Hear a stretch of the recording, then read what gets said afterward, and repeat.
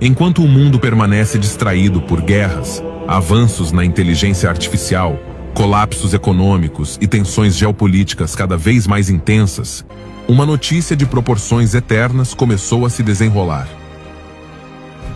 Um homem foi nomeado sumo sacerdote em Israel. Seu nome é Baruch Kahane, um descendente da linhagem sacerdotal de Arão, um rabino e especialista na lei mosaica, em preparação para um momento muito aguardado: a restauração do serviço no terceiro templo, que nos aponta diretamente para o cumprimento das profecias bíblicas sobre o fim dos tempos. Embora o terceiro templo ainda não tenha sido construído, tudo está pronto. Os utensílios sagrados foram cuidadosamente elaborados de acordo com as Escrituras. As vestes sacerdotais já estão feitas.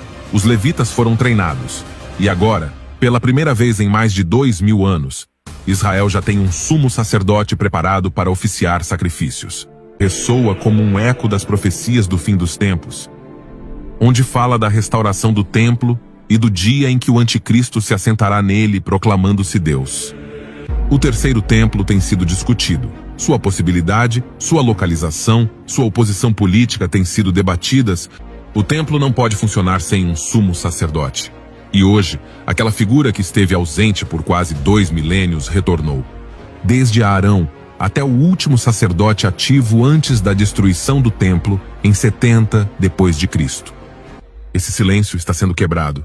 Baruch Kahane, um rabino, descendente dos Kohanim, treinado nas leis do serviço do templo de acordo com a Mishnah, o Talmud e a Halacha. Nomeado formalmente pelo Sinédrio restaurado em Jerusalém em 2016 como sumo sacerdote interino. A profecia está se cumprindo? Este é o início da contagem regressiva para o pacto com o anticristo? Estamos testemunhando o renascimento de um cenário que, segundo Daniel, será fundamental para os últimos dias? Esta não é uma história simbólica. É um sinal real, concreto e tangível. E isso está acontecendo agora. Aqui é estabelecido que Arão, o irmão mais velho de Moisés, seria separado para servir como sumo sacerdote, em hebraico, Kohen Gadol. O sumo sacerdote agia como um intercessor nacional, simbolicamente levando a culpa do povo diante de Deus para perdão. O sacerdócio levítico, com toda a sua glória e solenidade, foi abolido em Cristo. No dia 16 de setembro de 2022, 5 bezerras vermelhas perfeitas foram enviadas do estado do Texas para a terra de Israel. Essas bezerras nos aproximam um passo da cerimônia de purificação do templo que não ocorre há quase 2000 anos. O livro de Números, capítulo 19, descreve o processo dessa cerimônia. As cinzas resultantes são então misturadas com água para criar a água da purificação usada nos rituais de purificação. As cinzas das bezerras vermelhas puras são usadas para purificar os sacerdotes, o templo e os instrumentos do templo. A purificação com as cinzas da bezerra vermelha era um ritual central no judaísmo antigo, usado para remover a impureza ritual adquirida por contato com a morte. Sem essa purificação, os sacerdotes não poderiam realizar adequadamente seus deveres sagrados no templo. Por isso, a importância da bezerra vermelha perfeita não pode ser subestimada para aqueles que desejam restaurar os antigos ritos e reconstruir o Templo de Jerusalém. A bezerra deve ser completamente vermelha, sem manchas ou defeitos, e nunca ter sido usada para trabalho ou reprodução. Ele ordena que os israelitas sacrifiquem uma bezerra vermelha sem defeito ou mancha, e que nunca tenha estado sob um jugo. Somente então o templo pode se erguer novamente. Para muitos grupos judaicos e cristãos, a reconstrução do templo é vista como um passo crucial para os eventos finais descritos nas profecias bíblicas. Alguns creem que o terceiro templo servirá de palco para a vinda do Messias judaico ou o retorno de Jesus Cristo, conforme descrito nos livros proféticos do Antigo e Novo Testamentos. A chegada das bezerras vermelhas em Israel foi um fator de ignição no ataque de 7 de outubro a Israel.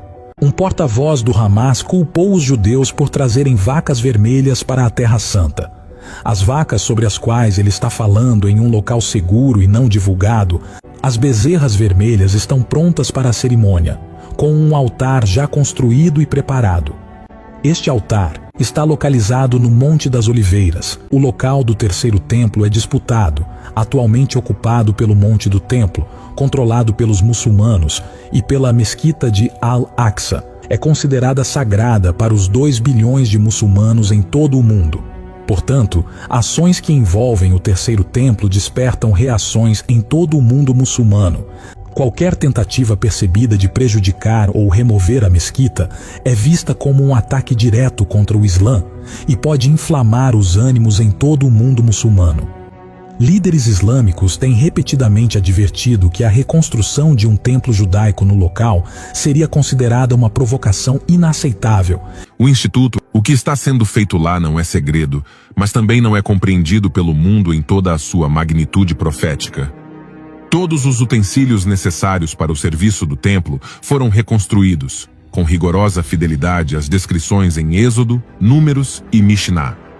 Tigelas, jarras, conchas de ouro e prata, facas rituais, trombetas de prata mencionadas em Números capítulo 10, Misrach, para coletar o sangue dos sacrifícios, conchas de incenso, a mesa dos pães da proposição, e o altar de incenso foram criados sob a supervisão de especialistas em halacha. Uma das peças mais impressionantes é a menorá de ouro puro, pesando mais de 45 quilos, construída em uma única peça sólida, conforme exigido no capítulo 25 de Êxodo.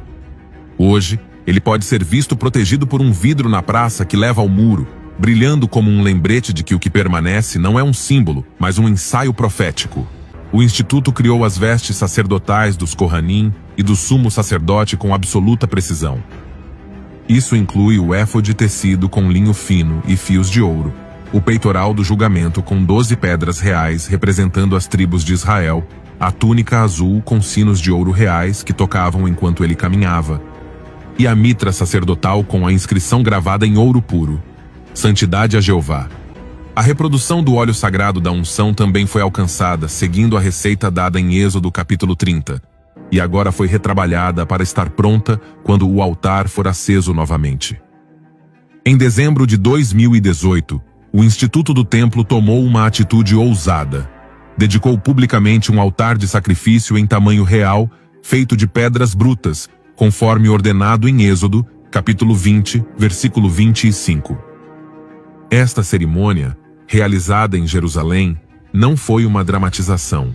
Era uma prática real, onde sacrifícios simbólicos eram feitos com animais permitidos pela lei israelense, demonstrando ao mundo que o sistema pode ser reiniciado a qualquer momento, assim que o acesso total ao Monte do Templo for permitido.